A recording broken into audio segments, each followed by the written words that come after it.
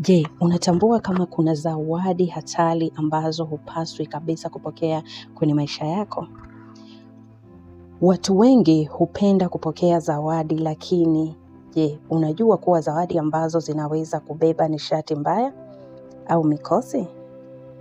Katika mila na imani nyingi za kiroho, inaaminika kwamba baadhi ya vitu vinaweza kubeba nguvu au nia ya mtu aliyeitoa hiyo zawadi. Ndiyo maana leo nitakufundisha zawadi 7 ambazo ni vizuri kuwa nazo makini sana kuzipokea. Kabla hatujaanza, kumbuka si kila mtu anayekupa zawadi ana nia mbaya, lakini ni muhimu kuwa na ufahamu na tahadhari. Baadhi ya watu hutumia vitu kama njia ya kuhamisha nishati au nia zao. Sasa hebu tuangalie zawadi gani ambazo ni vizuri kuwa nazo makini pindi unapokea. Zawadi ya kwanza ni viatu. Katika imani nyingi, viatu vinaashiria njia ya maisha ya safari ya mafanikio. Kama mtu ana wivu au nia mbaya, kupewa viatu kunaweza kuaminika kuathiri njia yako ya bahati.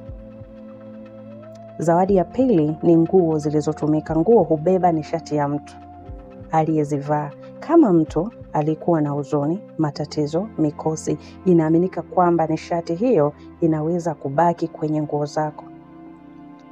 Picha ya mtu. Kupokea picha ya mtu mwingine wakati mwingine huweza kukuunganisha sana na nishati au kumbukumbu zake. Ndiyo maana watu wengine hupendelea kutunza picha za watu wanaowapenda tu. Manukato au losheni. Manukato na mafuta ya mwilini hutumika sana kwenye mambo ya mvuto na ushawishi. Ni vizuri kujua chanzo chake kabla ya kutumia kitu ulichokabidhiwa na mtu mwingine. Pesa bila sababu. Ukiona mtu anakupa pesa nyingi bila sababu ya kueleweka, ni vizuri kuwa makini. Katika baadhi ya imani, pesa zinaweza kubeba nia au maneno ya mtu aliyetoa. Vito. Namba 6, vito au bangili. Vito vinaaminika kubeba nishati ya mtu aliyekuwa akivitumia kabla yako. Ndiyo maana watu wengi husafisha vito kwa njia ya kiroho kabla ya kuvivaa. Namba 7 ni vitu usivyovijua. Kama mtu anakupa kitu ambacho hujui matumizi yake, ni vizuri kuwa makini. Usitumie kitu ambacho hujui kinatoka wapi au kina maana gani.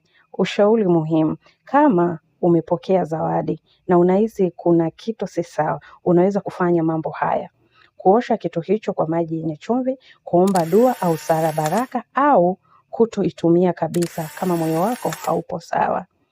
Kumbuka, zawadi nyingi hutolewa kwa upendo, lakini ni muhimu kuwa na ufahamu na tahadhari. Sikiliza hisia zako, kwa sababu wakati mwingine moyo wako unajua kitu kabla hata akili yako.